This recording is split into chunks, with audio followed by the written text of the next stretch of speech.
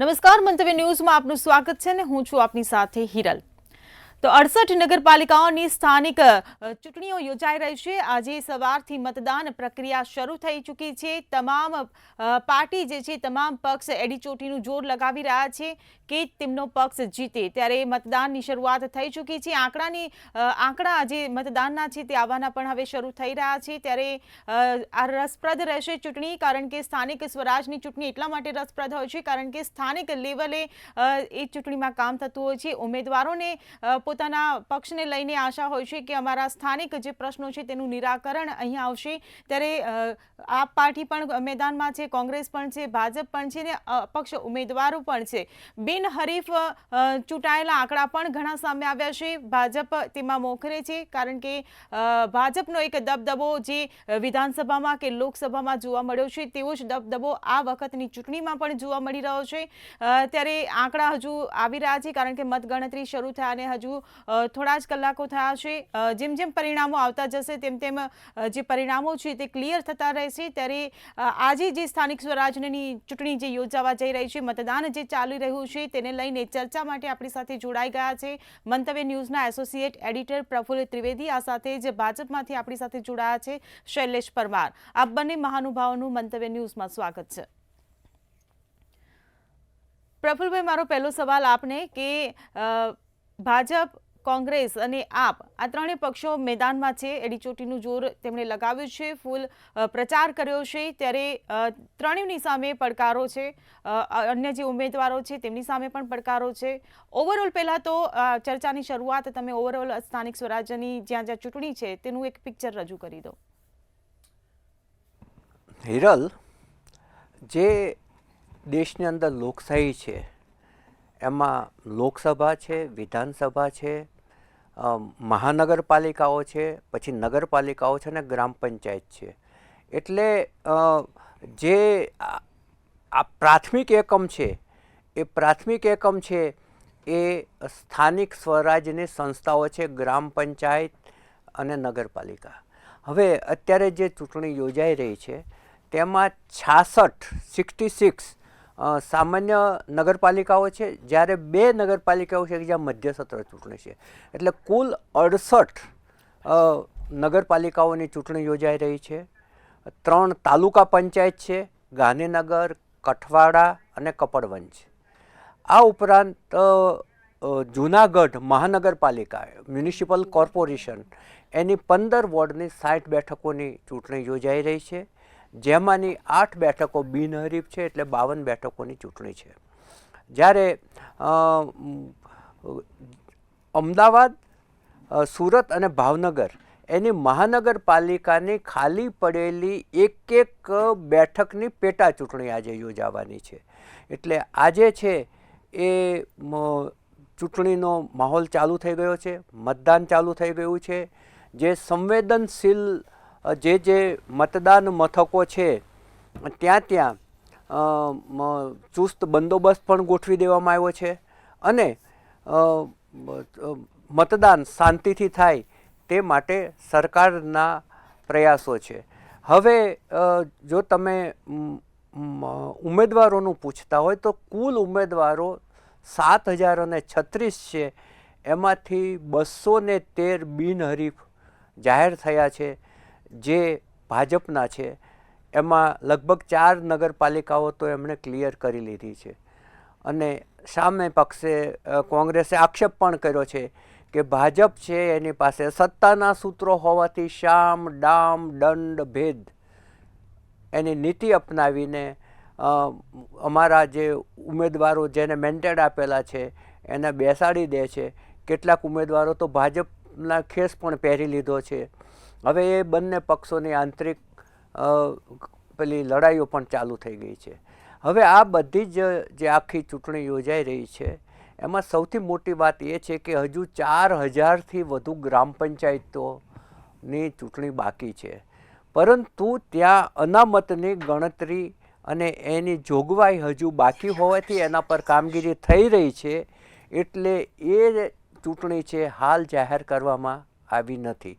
હવે જો આપણે સૌરાષ્ટ્રની વાત કરીએ તો સૌરાષ્ટ્રમાં 26 નગરપાલિકાઓની ચૂંટણી છે. ત્યાં સૌરાષ્ટ્ર એટલે પહેલું યાદ કર્યું કે ત્યાં રસાકસી સખત છે. એમાં પોરબંદર છે, જૂનાગઢ છે, રાજકોટ છે, આ બધા જ વિસ્તારોમાં અમરેલી છે, ખેંચતાણ સખત છે. ભાજપની આંતરિક ખેંચતાણ પણ છે અને કોંગ્રેસ સાથેની ખેંચતાણ પણ છે. તમે એમાં જુઓ તો સૌથી પહેલું જે પોરબંદરમાં રાણાવાવ અને કુતિયાણા છે, ત્યાં ઢેલીબેન અને બીજી તરફ કાંધલ જાડેજા, આની વચ્ચે એક તીવ્ર સ્પર્ધા ચાલી રહી છે. અને કાંધલ જાડેજાના ભાઈ કરણ જાડેજા પણ ચૂંટણી લડી રહ્યા છે. ઢેલીબેનનું ત્યાં એક સખત વર્ચસ્વ છે, સામાજિક પ્રવૃત્તિઓ પણ ખૂબ કરે છે, પરંતુ એમના કુટુંબની છાપ છે એ દબંગ કુટુંબ છે. સામે કાંધલ જાડેજાના આખું કુટુંબ છે એની પણ એવી જ છાપ છે. એટલે બેઉ બળિયા બાથે વળગ્યા જેવી પરિસ્થિતિ છે. બીજું થોડા આગળ આવીએ તો જેતપુરમાં જયેશ રાદડિયા અને પ્રશાંત કોરાટ વચ્ચે અંદરખાને સ્પર્ધા છે. કારણ કે જયેશ રાદડિયા છે એ ધારાસભ્ય છે અને મોટું નામ હોવા છતાં એને ક્યાંય સ્ટાર પ્રચારકમાં નામ નથી, પ્રશાંત કોરાટનું છે. એટલે ત્યાં એવું ગણગણાટ ચાલુ થયો છે કે જે સહકારી ક્ષેત્રની ચૂંટણી મેન્ટેડનો વિરોધ કરી અને જયેશ રાદડિયા લડ્યા હતા, એનું કદાચ આ પરિણામ હોઈ શકે. ત્યાં પણ આ છે. અમરેલીમાં જાઓ તો પાયલ ગોટીના પ્રકરણે કોંગ્રેસને જીવતી કરી દીધી છે. ત્યાં કોંગ્રેસ મૃતપાય સ્થિતિમાં હતી અને ત્યાં અત્યારે તીવ્ર સ્પર્ધા અમરેલીમાં જામી છે. ચલાલા નગરપાલિકા છે એમાં ભારતીય જનતા પાર્ટી અને કોંગ્રેસના પ્રચારમાં ઘરે ઘરે પ્રચારમાં નીકળેલા જે નેતાઓ હતા એની વચ્ચે 2 દિવસ પહેલાં ચકમક પણ જેરા, જેમાં પ્રતાપ દુધાતે ભાજપના નેતાઓ સાથે ઉગ્રતાથી બોલાચાલી પણ કરી હતી. એટલે સૌરાષ્ટ્રનું જે ચિત્ર છે એ બરાબરનું જામેલું ચિત્ર છે. લગભગ તમામ જે બેઠકો છે એમાં તીવ્ર સ્પર્ધા છે. ઉત્તર ગુજરાતમાં જોવા જાવ તો પણ એ જ પરિસ્થિતિ છે. ત્યાં ગાંધીનગર વિસ્તારમાં ઠાકોરોને વધારે ટિકિટો અપાયેલી છે. ત્યાં ઠાકોરો, ચૌધરી, પટેલ સમાજ વચ્ચે ત્યાં જ્ઞાતિના જે સમાજ અને જ્ઞાતિ એ બહુ ચુસ્ત હોય છે. કારણ કે સ્થાનિક સ્વરાજ્યની ચૂંટણીની અંદર સ્થાનિક પ્રશ્નો હોય છે, સ્થાનિક સમાજ હોય છે અને એ સમાજના જે તાણાવાણા હોય એ આખો સમાજ એ તરફ ઢળી જતો હોય છે. એટલે એ જોવાનું હોય છે. દક્ષિણ ગુજરાતમાં પણ ચૂંટણી એટલી જ રસાકસી ભરી છે.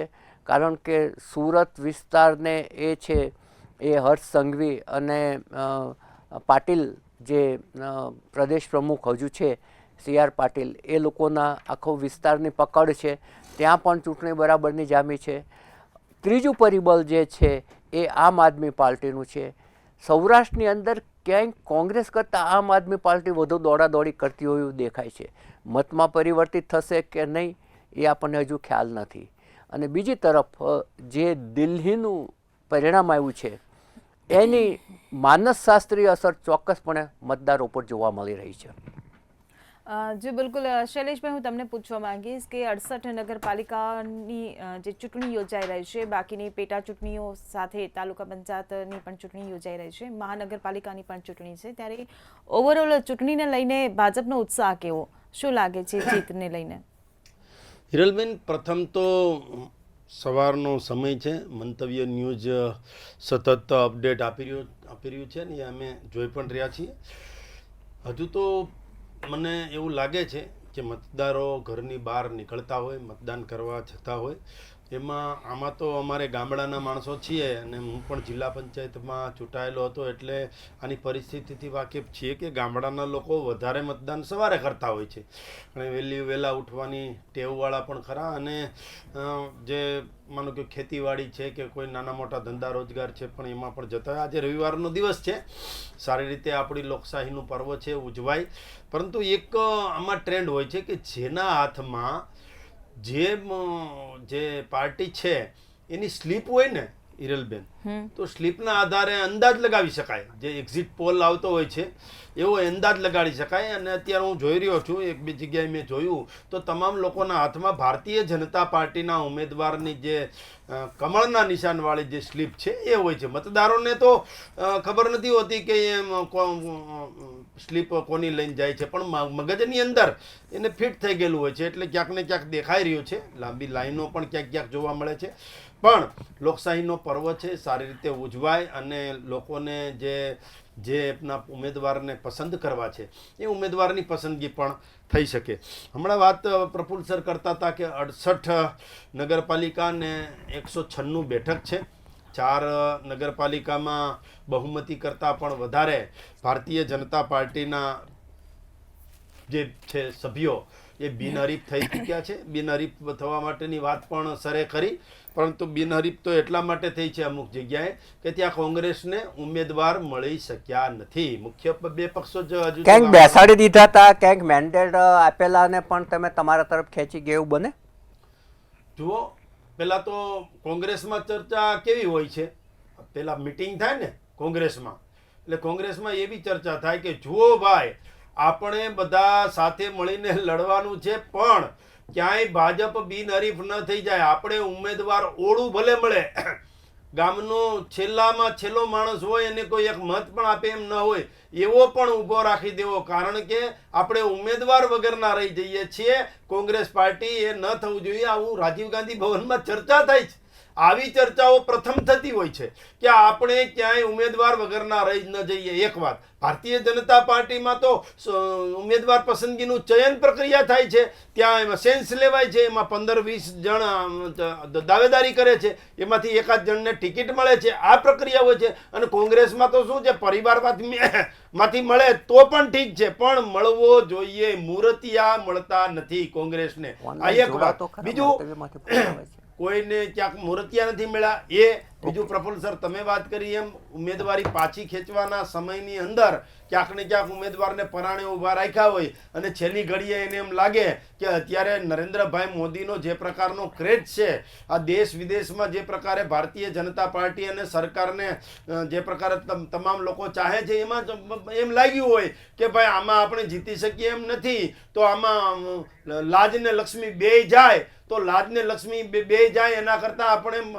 શાંતિથી બેસી રહીએ. અરે આ તો ઠીક છે કે હવે આ બધા ગ્રામ્યની ચૂંટણીઓ, સ્થાનિક સ્વરાજની, સરપંચથી લઈને તાલુકા પંચાયત, જિલ્લા પંચાયત લડવા મળ્યા. પ્રફુલ્લ સર, પહેલાના જમાનામાં અમારા બાપ દાદા હતા તો એ સરપંચની ચૂંટણીઓ લડતા ને, અને સરપંચ બને ને એટલે 2-3 વીઘા જમીન વેચાતી 2-3 વીઘા જમીન ઓછી કરવાની. અને અત્યારે તો મબલખ ગ્રાન્ટ આવે છે. એટલી બધી ગ્રાન્ટ નરેન્દ્રભાઈ મોદીના આવ્યા પછી આવે છે કે એ ગામડાને પણ બેઠું કરે છે, ગામડાના અર્થતંત્રને પણ બેઠું કરે છે. એટલા માટે અત્યારે ચૂંટણીઓ લડવા માટે પણ ઉત્સુકતા છે.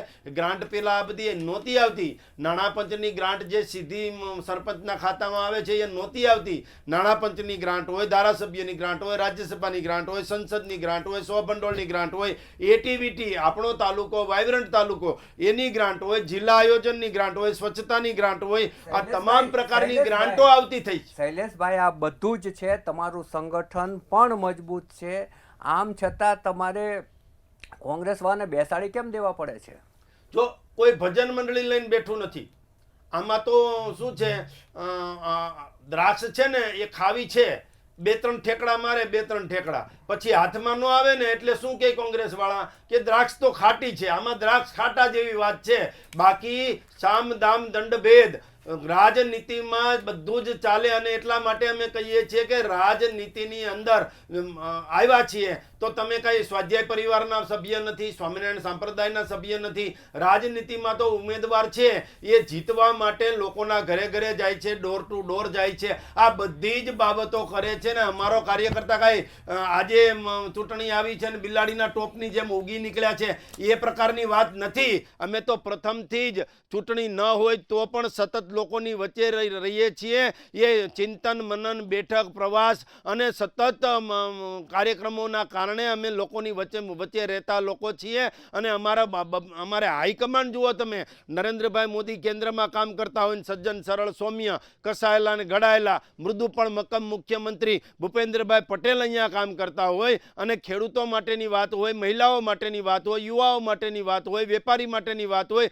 દલિતો, પીડિતો, શોષિતો, વંચિતો, અંત્યોદય અને છેવાડાના માનવીની વાત હોય, તમામ બાબતે અમે અગ્રેસર રહ્યા છીએ. યોજનાઓ, માનો કે એ આયુષ્યમાન ભારત મહાકાર્ડ છે એની યોજના હોય, કે નર્મદા યોજના હોય, કે સરદાર સરોવર યોજનાથી ડેમો ભરવાની વાત હોય, કે સુજલામ સુફલામ યાદની વાત હોય, કોઈ પણ પ્રકારની વાત હોય, અમે અગ્રતા ક્રમે હોઈએ છીએ. એ કૃષિ મહોત્સવ હોય, કન્યા કેળવણી હોય, એ ગામડાની સુખાકારી માટે જે ખેડૂતોને કિસાન સન્માન નિધિના મારફતે 6,000 રૂપિયા નાખવાની વાત હોય, કે ખેડૂતોને 2.5 લાખ કરોડ રૂપિયા જેવી ખાતરમાં સબસિડી આપવાની વાત હોય, આ તમામ બાબતોમાં અમે અગ્રેસર રહીએ છીએ ને લોકોને સુખથી સુખી અને દુઃખથી દુઃખી છીએ અમે. અને સર્વગ્રાહી, સર્વસ્પર્શીય અને સર્વ સમાવેશક સરકાર ચલાવીએ છીએ. અમે એમ પણ કહીએ છીએ કે સૌનો સાથ, સૌનો વિકાસ, સૌનો વિશ્વાસ અને સૌના પ્રયાસની નીતિથી અમે ચાલીએ છીએ. અમે આખરે માનવી છીએ પ્રફુલભાઈ. ક્યાંક અમારી ભૂલ હોય, મિસ્ટેક હોય, ખામી હોય, ક્ષતિ હોય તો એ અમે સ્વીકારીએ છીએ, પરંતુ અમારી નીતિ અને નિયતમાં ક્યાંય ખોટ નથી. જી બિલકુલ. આપણી સાથે કોંગ્રેસમાંથી અશ્વિન પરમાર જોડાઈ ગયા છે. જે મંતવ્ય ન્યૂઝમાં આપનું સ્વાગત છે. અને મારો પ્રશ્ન તમને કે જે સ્થાનિક સ્વરાજની આજે જે ચૂંટણીઓ યોજાઈ રહી છે, ભાજપ અત્યારે જે પ્રકારે વાત કરી રહ્યું છે, જીતની આશા જે વ્યક્ત કરી રહ્યું છે કે સ્થાનિક લેવલે પણ એમણે બહુ જ કામ કર્યું છે અને એમની કામગીરી જેમને જીત અપાવશે. કોંગ્રેસનો શું વિશ્વાસ છે આજે?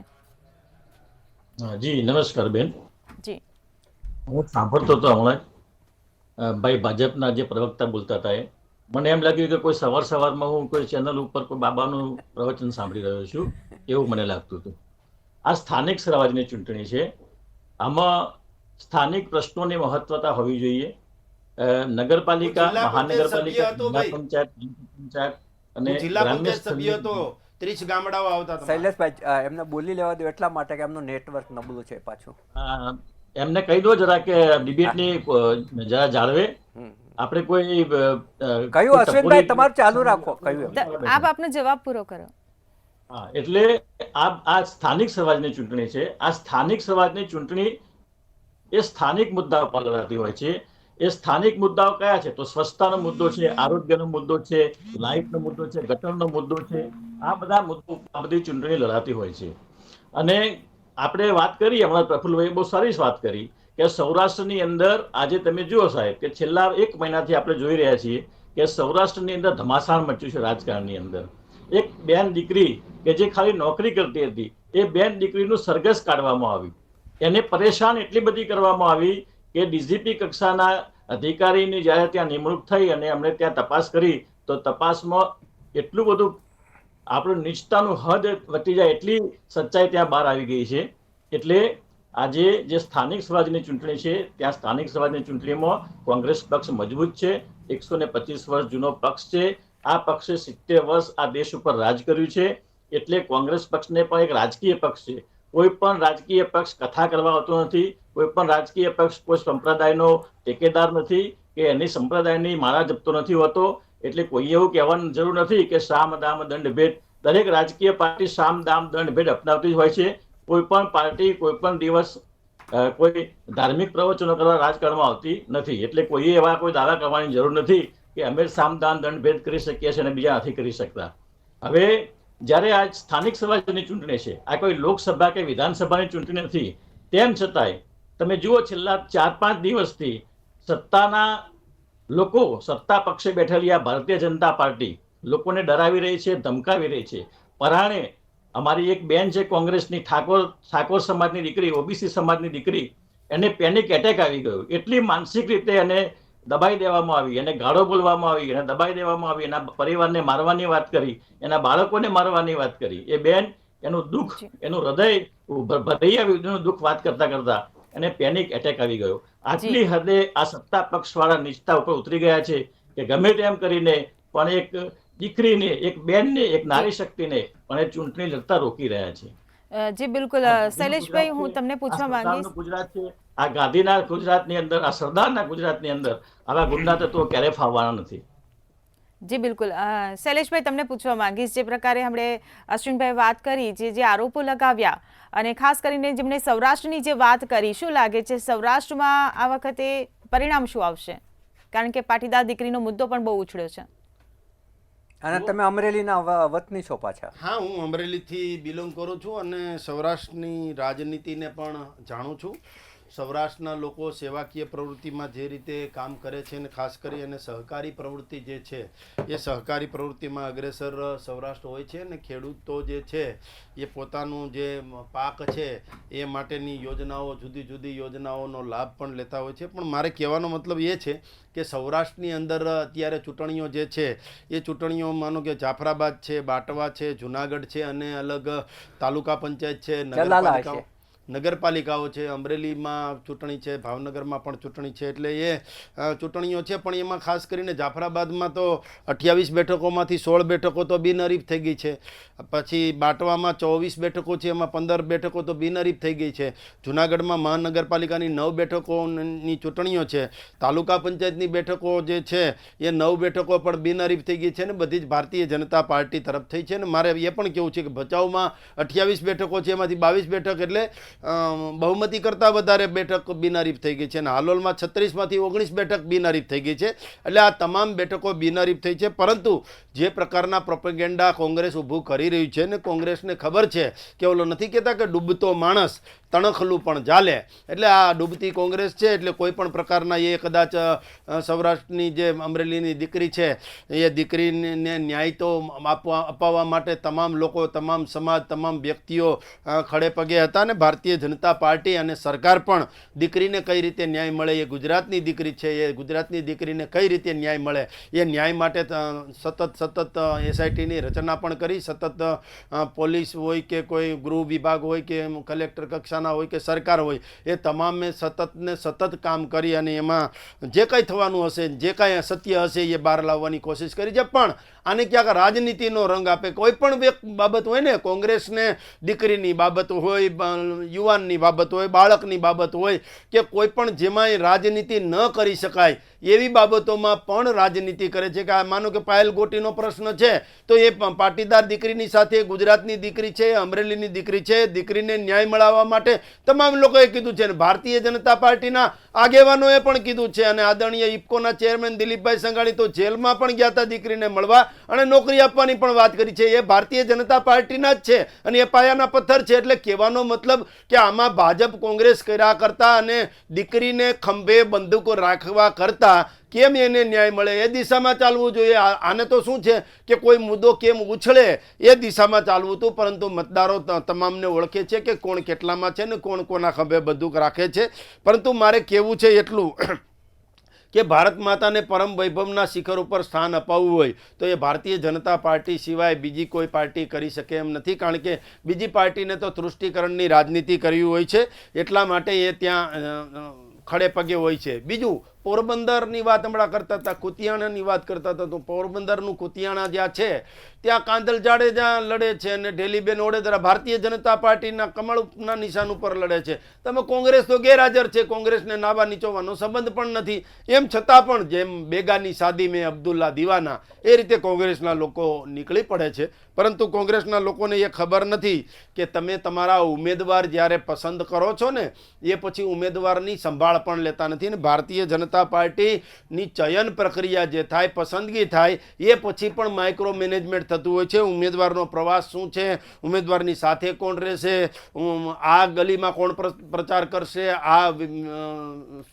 વિસ્તારમાં કોણ પ્રચાર પ્રસાર કરશે, કોણ બહારથી આવશે, કોણ મુખ્ય પ્રવક્તા તરીકે રહેશે, અથવા તો કોણ એમના સ્ટાર પ્રચારકમાં સાથે રહેશે, આ તમામ બાબતનું માઇક્રો મેનેજમેન્ટ થતું હોય છે. કારણ કે અમે તો શ્યામા પ્રસાદ મુખર્જી અને પંડિત દીનદયાળજીના વિચાર સાથે સિંચન થયેલી પાર્ટી છીએ. એટલા માટે અમે કહીએ છીએ કે અમે પંચનિષ્ઠા અને એકાત્મ માનવવાદ, રાષ્ટ્રવાદ અને મૂલ્ય આધારિત રાજનીતિની સાથે જ્યારે આવ્યા હોય ત્યારે અમે અમારા ઉમેદવારની કેર લઈએ છીએ. છીએ. જે રીતે એમ નથી કહેતા કે ભાઈ ખીલાના જોરે વાછરડું કૂદતું હોય, એટલે જેનો ખીલો મજબૂત છે, અમારો ખીલો જે છે એ નરેન્દ્રભાઈ મોદીનો વિકાસ છે અને ભારતીય જનતા પાર્ટીની વિચારધારા છે. જ્યારે કોંગ્રેસમાં તો એક વખત પસંદગી થાય હિરલબેન, શૈલેષભાઈ. ઉમેદવારની પસંદગી થાય પછી કેમ ઓલો બોકડો રમતો મૂકી દે, એમ બોકડો રમતો મૂકી દે. ઉમેદવારની રીતે ને કોંગ્રેસની રીતે ને કાર્યકર્તાની જી, રીતે. બિલકુલ. એટલે આ પ્રકારના જુદા જુદા વિચારો વાળા જુદા જુદી રીતે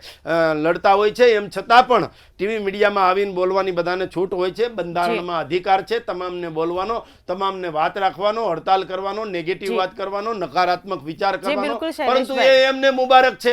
અમારે તો શૈલેષભાઈ, આપણે positive બીજાને પણ રાજનીતિ તક કરવી આપીશું છે ને બોલવા માટે. સકારાત્મક રાજનીતિ કરવાની છે ને લોકોના કામ કરી અને કામના નામે અમારે મત લેવાના છે. જી બિલકુલ. પ્રફુલભાઈ,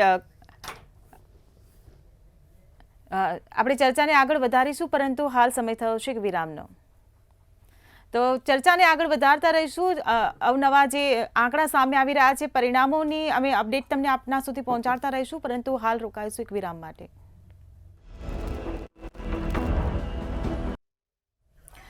તો વિરામ બાદ આપનું સ્વાગત છે. ચર્ચાને આગળ વધારીએ પહેલા એક નજર કરીએ મહત્વના સમાચાર પર. જેતપુરના વોર્ડ નંબર 5 અને 8માં ઈવીએમ ખોટવાયું હોવાના સમાચાર પ્રાપ્ત થઈ રહ્યા છે. તો જેતપુરના દેસાઈવાડી વિસ્તારમાં ઈવીએમમાં ખામી સર્જાઈ હોવાનું સામે આવ્યું છે. તો ઈવીએમ મશીન ખોટવાતા મતદાન કરવા આવેલ મતદારો અટવાયા છે. ત્યારે દેસાઈવાડીની ચભાડિયા સ્કૂલમાં પણ ઈવીએમ ખોટવાયું છે.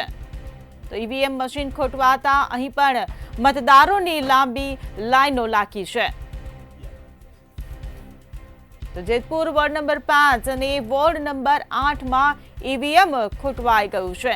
ત્યારે જેતપુરના દેસાઈવાડી વિસ્તારમાં ઈવીએમમાં ખામી સર્જાય છે, જેના કારણે મતદારો પણ અટવાયા છે.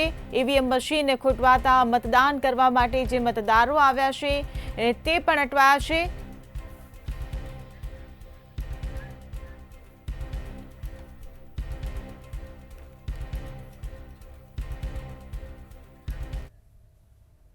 તો વલસાડ જિલ્લામાં પણ સ્થાનિક સ્વરાજની ચૂંટણી યોજાઈ રહી છે. મતદાન પ્રક્રિયા શરૂ થઈ ચૂકી છે.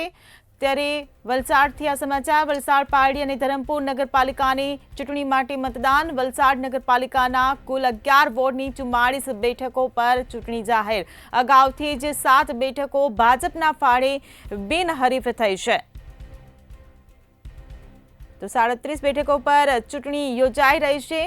ભાજપ, કોંગ્રેસ અને અપક્ષ સહિત 105 ઉમેદવારો ચૂંટણી મેદાનમાં છે. તો વલસાડના 109 મતદાન મથકો પરથી 98,467 મતદારો મતદાન કરશે. કુલ 109 મતદાન મથકોમાં 21 મતદાન મથકો સંવેદનશીલ મનાઈ રહ્યા છે. પારડી નગરપાલિકાની કુલ 7 વોર્ડની 28 બેઠકો માટે ચૂંટણી જાહેર. 1 બેઠક ભાજપના ફાળે બિનહરીફ. 27 બેઠક પર ચૂંટણી માટે મતદાન યોજાઈ રહ્યું છે.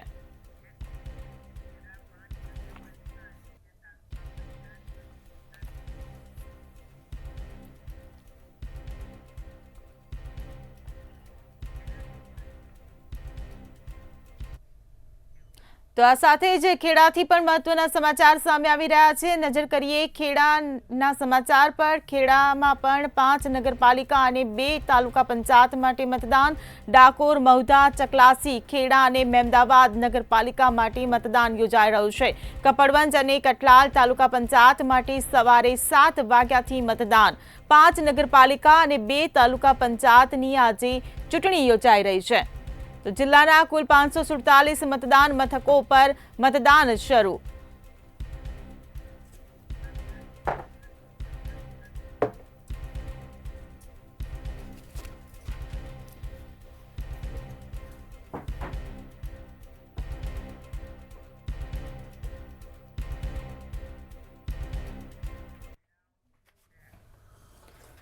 તો જૂનાગઢના ચોરવાડ નગરપાલિકાની પણ આજે ચૂંટણી યોજાઈ રહી છે. મતદાન પ્રક્રિયા શરૂ થઈ ચૂકી છે. તો જૂનાગઢ ચોરવાડ નગરપાલિકાની ચૂંટણીને લઈને પણ મતદાન યોજાઈ રહ્યું છે. ત્યારે ગીર સોમનાથના ધારાસભ્ય વિમલ ચુડાસમાએ મતદાન કર્યું છે. તો ચોરવાડ નગરપાલિકાના પૂર્વ પ્રમુખ જલ્પા ચુડાસમાએ પણ મતદાન કર્યું. બંને પતિ પત્નીએ ચોરવાડ નગરપાલિકા માટે ઉમેદવારી કરી છે. ત્યારે પતિ પત્નીએ એક સાથે જ મતદાન કર્યું. બંનેએ જીતનો દાવો વ્યક્ત કર્યો છે. તો જૂનાગઢમાં પણ ચોરવાડ નગરપાલિકાની ચૂંટણીને લઈને મતદાન પ્રક્રિયા હાથ ધરાઈ રહી છે. ગીર સોમનાથના ધારાસભ્ય વિમલ ચુડાસમાએ પણ મતદાન કર્યું છે. ચોરવાડ નગરપાલિકાના પૂર્વ પ્રમુખ જલ્પા ચુડાસમાએ પણ મતદાન કર્યું. આજે મતદાન કર્યું છે. આ 5મી વાર વોર્ડ નંબર 3માં હું ચૂંટણી લડી રહ્યો છે. ચોરવાની પ્રજાના આશીર્વાદથી 5મી વાર લડી રહ્યો છે. ત્યારે ચોરવાની પ્રજા અને ત્રીજા વોર્ડના લોકોએ મને આશીર્વાદ આપ્યો કે આપ ચૂંટણી લડો, આપની કામગીરીના આધાર ઉપર મત આપવાના છે. ત્યારે 24 ઉમેદવાર અમે ફોર્મ ભરવા ગયા તે દિવસે બહુમતી તો આપી દીધી હતી. અમારી કામગીરીના આધાર ઉપર આ પ્રજાએ અમને બહુમતી આપી છે. ત્યારે અમે મહેનત કરી રહ્યા હતા 24 સીટ માટે થઈને, પણ કાલે રાત્રે અમને આશીર્વાદ આપી દીધા છે. ચોરવાની પ્રજા 24 તારીખના રોજ ઇતિહાસ રચવા જઈ રહ્યા છે અને 24 સીટ કોંગ્રેસ પાર્ટીને આપવાના છે અને સારી કામગીરીના આધાર ઉપર ચોરવાડ નગરપાલિકાનું સુકાન સંભાળવાના છે.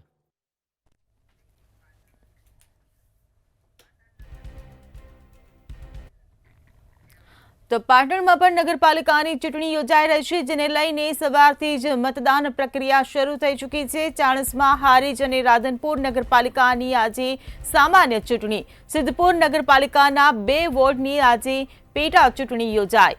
તો હારીજ, સમી અને સિદ્ધપુર તાલુકા પંચાયતની પણ પેટા ચૂંટણીઓ. તો ત્રણેય નગરપાલિકાઓમાં કુલ 164 ઉમેદવારો વચ્ચે ચૂંટણી જંગ જામ્યો છે. હારીજ નગરપાલિકાની 24 બેઠકો માટે 57 ઉમેદવારો મેદાને ઉતર્યા છે. ત્યારે ચાણસ્મા નગરપાલિકાની 24 બેઠકો માટે 47 ઉમેદવારોનો જંગ અહીં ખેલાઈ રહ્યો છે. રાધનપુર નગરપાલિકાની 28 બેઠકો માટે 60 ઉમેદવારો વચ્ચે ચૂંટણી યોજાઈ રહી છે. સિદ્ધપુર નગરપાલિકાના વોર્ડ નંબર 1 અને 7માં 4 ઉમેદવારો. હારીજ, સમી અને સિદ્ધપુર તાલુકા પંચાયતની પણ પેટા ચૂંટણી.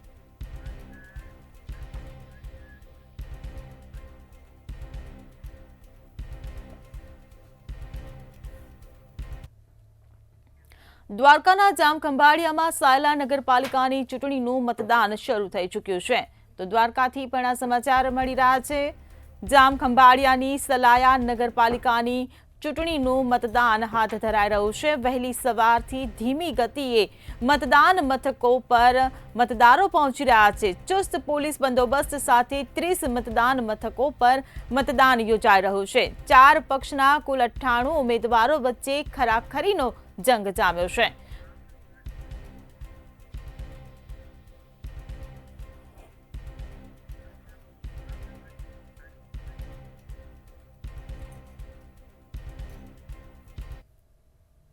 તો ભાવનગરમાં પણ સ્થાનિક સ્વરાજની ચૂંટણી યોજાઈ રહી છે, જેને લઈને મતદાન. ભાવનગરથી આ સમાચાર. સ્થાનિક સ્વરાજની ચૂંટણીનું આજે મતદાન યોજાઈ રહ્યું છે. 3 નગરપાલિકા સહિત કોર્પોરેશનની પેટા ચૂંટણીનું મતદાન. તો મહાનગરપાલિકા વડવા વોર્ડ 2ની પેટા ચૂંટણી યોજાઈ રહી છે. ત્યારે સવારે 8 વાગ્યાથી 38 બૂથ પર મતદાન પ્રક્રિયા હાથ ધરાઈ રહી છે. મહાનગરપાલિકાની વોર્ડ નંબર 3ની પેટા ચૂંટણી માટે આજે મતદાન થઈ રહ્યું છે. તો ભાવનગરમાં પણ સ્થાનિક સ્વરાજની ચૂંટણી યોજાઈ રહી છે. 3 નગરપાલિકા સહિત કોર્પોરેશનની પેટા ચૂંટણીનું આજે મતદાન. ત્યારે મહાનગરપાલિકા વડવા વોર્ડ 2ની પેટા ચૂંટણી યોજાઈ રહી છે. સવારે 8 વાગ્યાથી 38 બૂથ પર મતદાન પ્રક્રિયા શરૂ કરવામાં આવી છે. મહાનગરપાલિકાની વોર્ડ નંબર 3ની પેટા ચૂંટણી માટે મતદાન યોજાઈ રહ્યું છે. તો ભાવનગરમાં પણ સ્થાનિક સ્વરાજની ચૂંટણીનું આજે મતદાન હાથ ધરાઈ રહ્યું છે. 3 નગરપાલિકા સહિત કોર્પોરેશનની પેટા ચૂંટણીનું મતદાન યોજાઈ રહ્યું છે. મહાનગરપાલિકા વડવા વોર્ડ 2ની પેટા ચૂંટણી યોજાઈ રહી છે.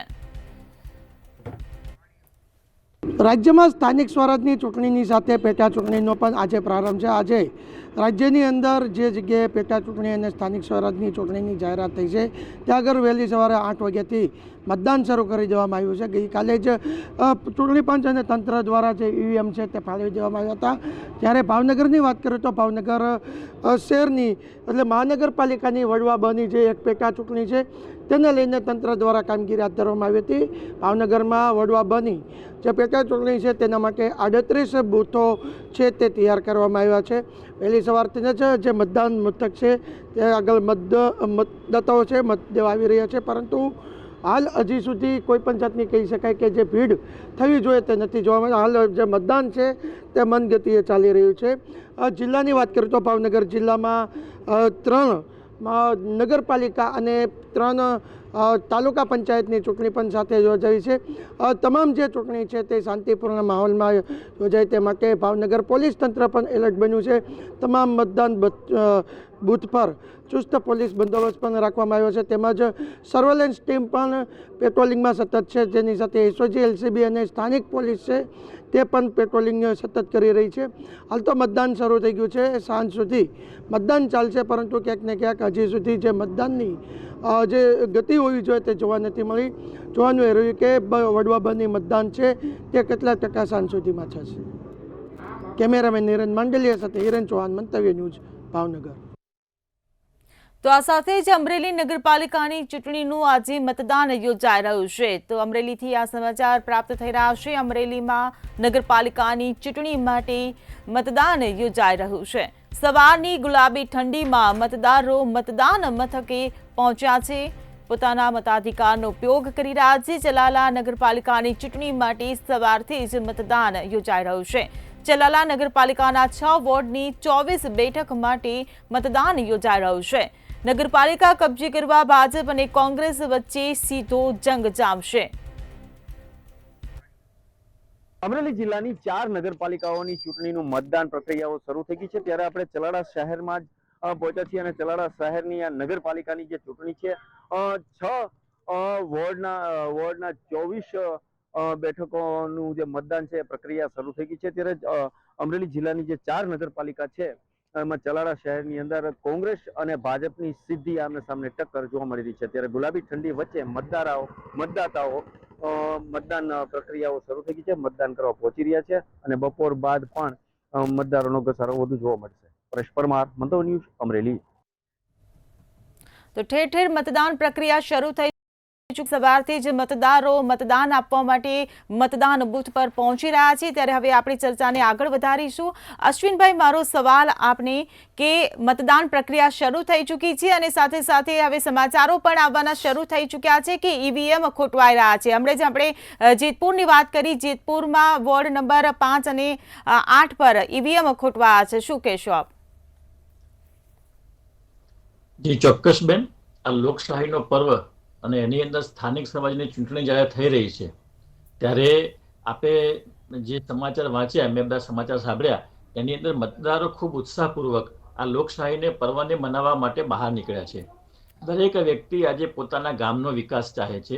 દરેક વ્યક્તિ પોતાના સ્થાનિક મોહલ્લા અને પોતાની જે રહેવાની જગ્યા છે એનો વિકાસ ચાહે છે. આજે ગ્રામ્ય કક્ષાની અને શહેરી વિસ્તારની અલગ અલગ એની જે પ્રશ્નો હોય છે, અલગ અલગ પ્રશ્નો હોય છે. ગામડાની અંદર આજે પણ તમે જુઓ છો કે પાણીનો બહુ મોટો વિકટ સમસ્યા આપણને જોવા મળી રહી છે. જલ સે નલ યોજનાની વાત થાય છે, બહુ ઊંચી ફેંકવામાં આવે છે કે અમે આમ કરી નાખ્યું ને તેમ કરી નાખ્યું, પણ આજે પણ તમે જોઈ શકો છો કે પ્રિન્ટ મીડિયા અને ઇલેક્ટ્રોનિક મીડિયાની અંદર આપણે જોઈ શકીએ છીએ કે વારંવાર સમાચાર પ્રસારિત થયા છે કે ગામડાની અંદર આજે પાણીના પીવાના પ્રશ્નો ઠેરના ઠેર છે. લોકોને પાણીના પીવા માટે 2-3, 4 કિલોમીટર સુધી ચાલીને બહેનોને જવું પડે છે અને માથે માટલા ઉપાડીને પાણી લઈને આવવું પડે છે, ત્યારે પાણી મળતું હોય છે.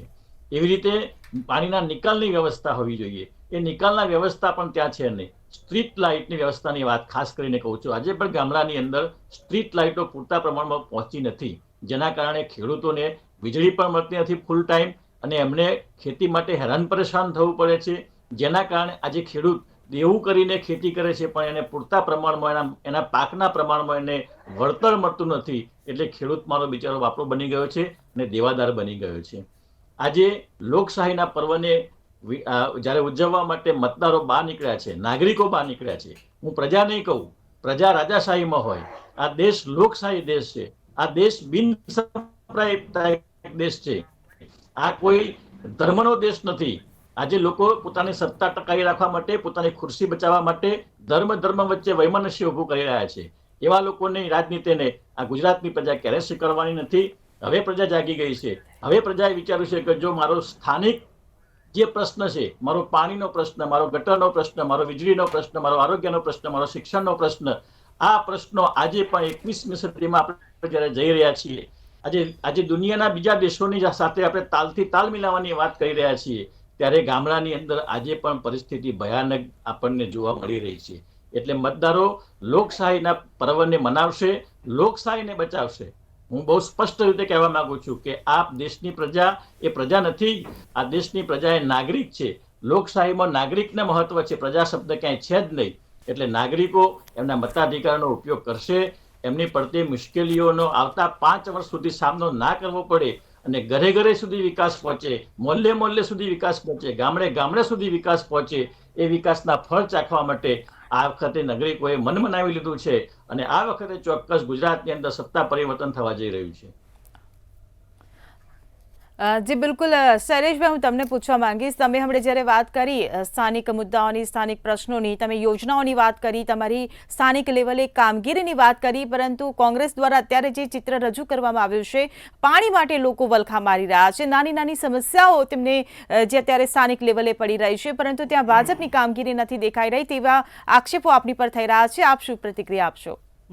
પેલા તો વાહિયાત વાતોના જવાબ જ ના હોય હિરલબેન. એમણે વાહિયાત વાતો કરી, પણ હું મંતવ્ય ન્યૂઝ જેવી પ્રતિષ્ઠિત ચેનલ પરથી જેમણે આ વાત કરી છે એની ઉપર એલિગેશન પણ કરું છું ને એણે માફી પણ માગવી જોઈએ. ગુજરાતના એક પણ ગામનું નામ આપે કે જ્યાં પાણી નથી આવતું, એક એવા ગામનું નામ આપે કે જ્યાં 3 ફેઝ વીજળી નથી આવતી, 3 ફેઝ જ્યોતિગ્રામ યોજનાના કારણે વીજળી નથી આવતી. આ 2 વાત કરી દે એટલે આપણે કાંઈ બીજું કાંઈ કરવું જ નથી. ભાઈ પરમાર સાહેબ, એક ગામનું નામ આપો કે જ્યાં પાણી ન આવતું હોય, બીજું એક ગામનું નામ આપો કે જ્યાં વીજળી ન હોય. એક ગામ, બસ, બીજી વાત નથી કરવી. એક ગામનું નામ આપો. અશ્વિનભાઈ ગામનું નામ આપો. અશ્વિનભાઈ ગામનું નામ આપો. મીડિયામાં આના ફોટા સાથે આવેલું છે. ઇલેક્ટ્રોનિક મીડિયા, ફોટો પ્રિન્ટ આપો, મીડિયામાં ફોટો આપો. આના દાહોદ ફોટો જિલ્લાના બતાવો. ફોટા પણ છપાયેલા છે કે આજે પણ ત્યાં નલ સે જલની અંદર ટીમ્પુ પાણી પડતું નથી. ફોટો આપો, ખોટી ક્યુ ગામ. ભ્રમાઓ બંધ કરો. નામ, મુકેશભાઈ, નામ, તમારા નામ. ફુગ્ગા ખૂટી ગયા છે. હવે બધું બંધ કરો. લોકોને છેતરવાના ધંધા ક્યાં સુધી કરશો? નામ આપો, નામ. એ નામ આપો, નામ આપો ને. વાહિયાત વાતો આવી પ્રતિષ્ઠિત ચેનલ ઉપરથી કરવાનો તમને કોઈ અધિકાર નથી. તમારા વખતમાં અંધારા હતા ને અંધારા ઉલેચવાનું કામ નરેન્દ્રભાઈ મોદીએ જ્યારે મુખ્યમંત્રી હતા ત્યારે કર્યું છે. શરમ આવવી જોઈએ. નાક ઉપર હાથ તો અડાડો થોડોક. હવે તમે નાસીપાસ થઈ ગયા. હવે પૂરું થઈ ગયું. શૈલેષભાઈ, ગરિમા જાળવીને આપણે વાત કરીશું. ચૂંટાયેલા પ્રતિનિધિઓથી ચાલે છે. વાત કરો છો યાર. અમે પણ ત્યાં ગામડામાંથી જ ચૂંટાઈને આવ્યા છીએ. અમે કઈ સિટીના વ્યક્તિ નથી. લોકોનું નામ વટાવી હવે અશ્વિનભાઈ તમારી વાહિયાત વાતો નથી સાંભળી. કાંઈ વાંધો નહીં. જ્યારે 2020માં સ્થાનિક સ્વરાજની ચૂંટણી હતી, એ જ સ્થાનિક સ્વરાજની ચૂંટણીમાં શું પરિણામ આવ્યું હતું? 8માંથી 8 વિધાનસભા પેટા ચૂંટણી હતી. એમાં 8માંથી 8 ભાજપની આવી હતી. 31 જિલ્લા પંચાયતની ચૂંટણી હતી, જનરલ ચૂંટણી. એમાં 31માંથી 31 જિલ્લા પંચાયત ભારતીય જનતા પાર્ટીની આવી હતી.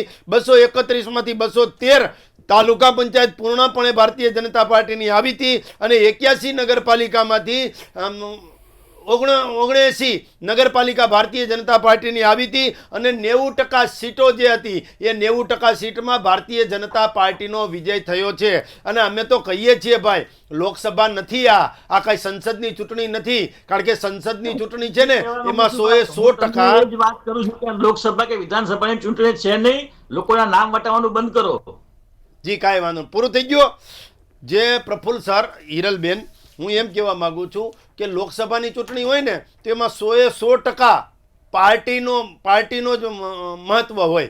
વ્યક્તિને મહત્વ હોતું નથી. એનાથી નીચે આવો એટલે વિધાનસભામાં 75% પાર્ટી હોય અને 25% વ્યક્તિને પણ મહત્વ મળે. એનાથી નીચે આવો તો જી. જિલ્લા પંચાયતમાં એવી પરિસ્થિતિ હોય કે 50% વ્યક્તિ ને 50% પાર્ટી હોય છે, ત્યાં પાછું 50% વ્યક્તિનું મહત્વ વધી જાય જી. છે. તાલુકા પંચાયતમાં આવો તો 75% વ્યક્તિ હોય છે ને 25% જ પાર્ટી હોય છે. એમાં સ્થાનિક સ્વરાજની ગ્રામ પંચાયતની ચૂંટણી, સરપંચની ચૂંટણી, તેમાં 100% વ્યક્તિ હોય છે, એમાં પાર્ટી 0 હોય છે. એટલે આ પ્રકારનું સિનારીઓ હોય છે, આ પ્રકારની પરિસ્થિતિ હોય છે. આ પ્રકારની પરિસ્થિતિમાંથી બહાર નીકળવું પડતું હોય છે. ગુજરાત રાજ્યના 18,000 કરતા પણ વધારે હવે તો ગામોમાં જી, શૈલેષભાઈ. 24 કલાક 3 ફેઝ વીજળી હોવાના કારણે MSME સેક્ટર એટલે કે ઉદ્યોગ, જે નાના અને મધ્યમ ઉદ્યોગો છે, એનો પણ વિકાસ જી, થયો બિલકુલ. છે. અને નર્મદાના નીર છેક ગામડા સુધી અને ગામડાના ખેતર અને ઘર સુધી આવ્યા છે. એટલા માટે પાણીની વ્યવસ્થા હોવાના કારણે પણ ઇન્ફ્રાસ્ટ્રક્ચરનો વિકાસ થયો છે. ગામડું બેઠું થયું છે. જી, શૈલેષભાઈ, હું આપની પાસે ફરી આવીશ આપનો જવાબ લેવા. જઈ રહ્યા છીએ.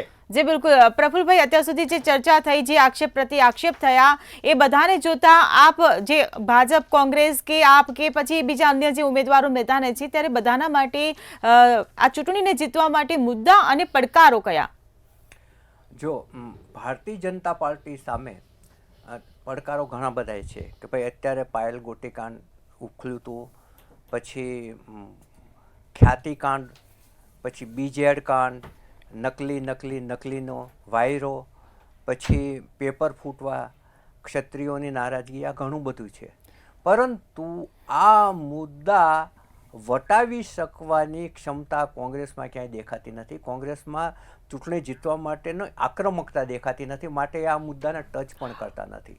આ મુદ્દા હોવા છતાં ભાજપનું પલ્લું એટલા માટે ભારે છે કે એની પાસે એક મજબૂત સંગઠન છે. જે શૈલેષભાઈએ કહ્યું ને કે અમે શેરીએ એનું એનાલિસિસ કરતા હોઈએ છીએ, વિશ્લેષણ કરતા હોઈએ છીએ, અને એના પ્રશ્નો, એની બધી જ બાબતોનું એ લોકો પહેલાંથી મૂલ્યાંકન કરતા હોય છે, એનું રિસર્ચ કરતા હોય છે, અને પ્રશ્નો લઈને પ્રજા સામે જતા હોય છે. એટલે જે ચૂંટણી લડવા માટેની જે વૈજ્ઞાનિક પદ્ધતિ હોય તો એ ભાજપ પાસે છે. ભાજપ પાસે મજબૂત સંગઠન છે. જ્યારે કોંગ્રેસ પાસે ઘણા બધા જ ભાજપની વિરુદ્ધના મુદ્દા હોવા છતાં એમાં આક્રમકતા નથી. એ એનો માઇનસ પોઈન્ટ છે. અને બીજી વાત એ છે કે શહેર છે ને, શહેરી મતદાર હંમેશા ભાજપ તરફ ઢળેલો હોય છે. જ્યારે ગ્રામ્ય વિસ્તાર છે ને, એમાં હજુ પણ કોંગ્રેસના કમિટેડ મતો છે, પરંતુ કોંગ્રેસ જો ત્યાં મહેનત કરે તો ચોક્કસ એ સારું પરિણામ લાવી શકે એમ છે. હવે કેવું પરિણામ આવશે, લોકોએ કોના તરફી મતો નાખ્યા છે, EVMમાં કોના બટન દબાવ્યા છે, કમળનું દબાવ્યું છે કે પંજાનું દબાવ્યું છે, એ આપણે 18મીએ જ્યારે એની મતગણતરી થશે ત્યારે જ આપણને ખબર પડશે. બાકી અત્યારે બંને પક્ષો સામસામે એકાબીજી પર આક્ષેપ કરી રહ્યા છે અને પોતાની જીતના દાવા કરી રહ્યા છે. જોવાનું રહેશે કે 18મીએ EVMમાંથી શું નીકળે છે. જી બિલકુલ. અશ્વિનભાઈ, હું તમને પૂછવા માંગીશ કે જે પ્રકારે પ્રફુલભાઈએ વાત કરી, કોંગ્રેસનું આપણે જોવા જઈએ ને, કોંગ્રેસનું વાતાવરણ જે છે ને, એ મતલબ કોંગ્રેસનો જનતા પરનો જે વિશ્વાસ છે, જનતાને કોંગ્રેસ પર જે વિશ્વાસ છે, એ શહેરની સરખામણીએ ગ્રામ્ય વિસ્તારમાં વધુ જોવા મળતો હોય છે. પરંતુ જે પ્રચાર થયો ને, એ પ્રચારમાં કોંગ્રેસ એટલી ના દેખાય જેટલી ભાજપ દેખાય. શું કહેશો? હિરલબેન, અમે પણ સ્થાનિક સ્વરાજની ચૂંટણી લડવા માટે પૂરા તન, મન અને ધન અને તાકાતથી ઉતર્યા છીએ. અમારી જ્યાં પણ અમે ઉમેદવારો ઉભા રાખ્યા છે તે ઉમેદવારની પૂરતી સંભાળ લઈ અમારા તેના સ્થાનિક આગેવાનો, તાલુકાના આગેવાનો, જિલ્લાના આગેવાનો, આ બધાનું સંકલન થયેલું છે. આપ તો પત્રકાર છો, ન્યૂઝ ચેનલ છે આપની, તો આપને ખબર હશે કે રાજીવ ગાંધી ભવનની અંદર જ્યારે આ ચૂંટણી ડિક્લેર થઈ ત્યારે તમામ તાલુકાના, તમામ જિલ્લાના પ્રમુખો, તાલુકા પ્રમુખો, જિલ્લા પ્રમુખો, પૂર્વ ધારાસભ્યશ્રીઓ, ચાલુ ધારાસભ્યશ્રીઓ અને અલગ અલગ સમાજના આગેવાનોને બોલાવી અને ચૂંટણીની પૂરી તૈયારી કરવામાં આવી છે. ચૂંટણી માટે જે મટીરિયલ્સ જોઈએ તે દરેક ગામડે ગામ પહોંચાડવામાં આવ્યું છે. એમાંની મુદ્દાની જે પત્રિકા છે કે કોંગ્રેસને મત શાના માટે કોંગ્રેસને મત આપવો જોઈએ, એના મુદ્દા આધારિત પત્રિકાઓ અમે તૈયાર કરી છે. અને ગામડે ગામડે અને તાલુકા પંચાયતની સીટોની જ્યાં બાય ઇલેક્શન છે, જિલ્લા પંચાયતની સીટનું જ્યાં બાય ઇલેક્શન છે, અમદાવાદની અંદર ઘાટલોડિયા આપણે વોર્ડની મ્યુનિસિપલ કોર્પોરેશનની ચૂંટણી છે, આ બધી જગ્યાએ અમે પૂરતી તાકાતથી, પૂરતા સંગઠનથી, બેન તમને એક વાત જણાવી દઉં કે આજે 35 વર્ષથી ગુજરાતની અંદર કોંગ્રેસની સત્તા સ્થાને બેઠી નથી, સરકારથી કોંગ્રેસ દૂર છે, તેમ છતાં પણ આજે 18,000 ગામડા, જિલ્લા, તાલુકા લેવલે આજે પણ તમને કોંગ્રેસનું સંગઠન જોવા મળશે, કોંગ્રેસના માણસો જોવા મળશે. અને કોંગ્રેસનો માણસ આજે 35 વર્ષથી સત્તા વિહોણો હોવા છતાં ગજવાના પોતાના પૈસા કાઢીને આજે પ્રજા માટે સેવા કરવા માટે તત્પર છે, પ્રજાની વચ્ચે જઈ રહ્યો છે. હમણાં જ કડીની અંદર નીતિનભાઈએ કહેલું કે દલાલો વધી ગયા છે, દલાલો દલાલી કરીને કરોડોપતિ બની ગયા છે. આવી અમારા કોંગ્રેસમાં આવી વાત થતી નથી. અમે 35 વર્ષથી સત્તાની બહાર છીએ, તેમ છતાંય કોંગ્રેસ પાર્ટીને વળેલા છીએ. લોકશાહી બચાવવા માટે અમે તન મન અને ધનથી લડી રહ્યા છીએ. એટલે કોંગ્રેસ પાર્ટીનો એક ઉમેદવાર એ પોતે જ ખુદ એક પોતા લીડર છે. અને એવી રીતે અમે આ કોંગ્રેસ પાર્ટી અમે અત્યારે ચૂંટણીમાં ઉતર્યા છીએ. સંગઠન અમારું મજબૂત છે, ક્યાંય સંગઠન કાચું પડ્યું નથી. હા, ક્યાંક અમારા ગુણદોષ હશે બેન. આવડું મોટું આપણું પોતાનું ઘર હોય, નાનું ઘર હોય, 4 માણસો હોય, 6 માણસો હોય, ત્યાં કોઈક મન દુઃખ હોય, નાની મોટી વેદના હોય. જ્યારે આવડું મોટું સંગઠન લઈને બેઠા છીએ ત્યાં અમારી ક્યાંક કચાશ હશે. અમે ત્યાં ક્યાંક સ્થાનિક લેવલના આગેવાનોને નહીં સાચવી શકવા હોઈએ, અથવા તો એના કંઈ રિશ્તામણા મનામણા હશે તો અમે એમને ક્યાંક નહીં મનાવી શક્યા હોઈએ, એ વાત જુદી છે. પણ કોંગ્રેસ ખતમ થઈ ગઈ છે, કોંગ્રેસ છે જ નહીં. આ વાત તો હું છેલ્લા 25 વર્ષથી સાંભળું છું. અને આ દેશની અંદર ફક્ત 2 જ રાજકીય પક્ષો વચ્ચે ગમે તેવી ચૂંટણી હોય, લોકસભા હોય, વિધાનસભા હોય, સ્થાનિક સ્વરાજ્યની હોય, તો 2 જ પાર્ટીની વાત થતી હોય છે, કોંગ્રેસની અને ભારતીય જનતા પાર્ટીની. એટલે કોંગ્રેસ આજે પણ છે, પહેલા પણ હતી અને ભવિષ્યમાં પણ રહેવાની છે. પણ લોકશાહી બચાવવા માટે, પ્રજા નાગરિકોના સુખાકારી માટે અને લોકોની સુવિધા માટે કોંગ્રેસ લડી હતી, લડે છે અને લડતી રહેશે. જી બિલકુલ શૈલેષભાઈ, હું તમને પૂછવા માંગીશ, આપણે પ્રફુલભાઈએ પણ જે પડકારોની વાત કરી ભાજપને લઈને, ત્યારે ભાજપ સામે અનેકો પડકારો છે, તેમ છતાં પણ ભાજપનું સંગઠન મજબૂત દેખાઈ રહ્યું છે, તેનું પલડું ભારે દેખાઈ રહ્યું છે, શું કહેશો? અને બીજું શૈલેષભાઈ, એમણે જે આક્ષેપ કર્યો દલાલ કલ્ચરનો, જે નીતિનભાઈ આક્ષેપ કર્યો તો એને અમને દોહરાયો, એનું શું કહેશો તમે? કે ભાજપની અંદર દલાલ કલ્ચર એન્ટર થઈ ગયું છે, એ જે એક વાતાવરણની અંદર મુદ્દો ઘૂમરાય છે, એ અંગે શું કહેશો? પ્રથમ તો પ્રફુલ્લ સરની વાતનો જવાબ આપું, પછી હિરલબેન આપની અમારી સંગઠનની શક્તિની વાત કરીશ. દલાલ કલ્ચરની વાત હમણાં કોંગ્રેસના વ્યક્તિએ પણ કરી અને આપે પણ કરી. આ આદિ અનાદિકાળથી ચાલી આવતી બધી છે. આ માનવીય સ્વભાવ છે. માનવીય સ્વભાવ જે છે એ આ પ્રકારનો છે. માનવીય સ્વભાવ હોવાના કારણે ક્યાંક ને ક્યાંક આવી વૃત્તિ થતી હોય એવું અમે નહીં, ગમે તે વ્યક્તિ સ્વીકારતો હોય છે. પરંતુ દલાલ વૃત્તિ જે છે એ ઉત્પન્ન ક્યાંથી થઈ હતી? ઉત્પન્ન થવાનું મુખ્ય બિંદુ ક્યાંય હોય તો એ ભારતીય રાષ્ટ્રીય કોંગ્રેસ છે. એ કોંગ્રેસ જે છે એમાંથી ઉત્પન્ન થયેલી આ પ્રવૃત્તિ છે, આ વૃત્તિ છે. એટલા માટે જ અન્ના હજારેજી જે દિલ્હીમાં ધરણા કર્યા હતા એ કોના વિરુદ્ધ કર્યા હતા ભાઈ? આ દલાલ પ્રવૃત્તિ અને ભ્રષ્ટાચાર વિરુદ્ધ કર્યા હતા. એ રાજા વિરુદ્ધ કર્યા હતા, એ કની મોજી વિરુદ્ધ કર્યા હતા, એ કોમનવેલ્થ ગોટાળા વિરુદ્ધ કર્યા હતા, એ રેલવે ગોટાળા વિરુદ્ધ કર્યા હતા, એ હસન અલી હવાલા કૌભાંડ જે કર્યું હતું એના વિરુદ્ધ કર્યા હતા, એ નેશનલ હેરાલ્ડના વિરુદ્ધ કર્યા હતા, એ કદાચ રોબર્ટ વાડરાએ જે જમીન કૌભાંડ મધ્યપ્રદેશમાં કર્યું છે એના વિરુદ્ધ કર્યા હતા, એ હરિયાણામાં જે બનાવ બન્યા હતા એના વિરુદ્ધ કર્યા હતા, એ કદાચ રાજસ્થાનમાં લાલ ડાયરીનો જે પ્રશ્ન આવ્યો હતો આના વિરુદ્ધ. એટલે આમના કારણે અન્ના હજારેજીનો જન્મ થયો હતો રાજનીતિમાં. આ લોકોને કોંગ્રેસ સિવાય કશું દેખાતું જ નથી. નીતિનભાઈ જાહેરમાં કહ્યું છે, જાહેર મંચ ઉપર કહ્યું છે માનનીય પૂર્વ મુખ્યમંત્રી સાહેબે કે દલાલ કલ્ચર અશ્વિનભાઈ, આ મંતવ્ય છે, મંતવ્ય ન્યૂઝ છે, આ રાજીવ ગાંધી ભવન નથી. ભાજપની અંદર દલાલ પ્રવૃત્તિ ઘૂસી ગઈ છે એની વાત કરવાની છે. તમને કોંગ્રેસ સિવાય કોઈ દેખાતું જ નથી. અરે પણ આ રાજીવ ગાંધી ભવન નથી, આ મંતવ્ય ન્યૂઝ છે. અહીંયા તમારા અસંસ્કાર ન ચાલે યાર. જી બિલકુલ, સમયનો અભાવ છે. ગરિમા જાળવો. સંગઠન ઉપર આવી જાઓ. હા, એટલે હવે હિરલબેન સંગઠનની વાત સંગઠનની જે આ રાજીવ ગાંધી ભવન નથી એમાં ટાટિયા ખેંચ ને મારામારી ચાલે. અહીંયા મંતવ્ય ન્યૂઝમાં આવું ના ચાલે. આ પ્રતિષ્ઠિત ચેનલ છે, પ્રતિષ્ઠિત ચેનલ છે.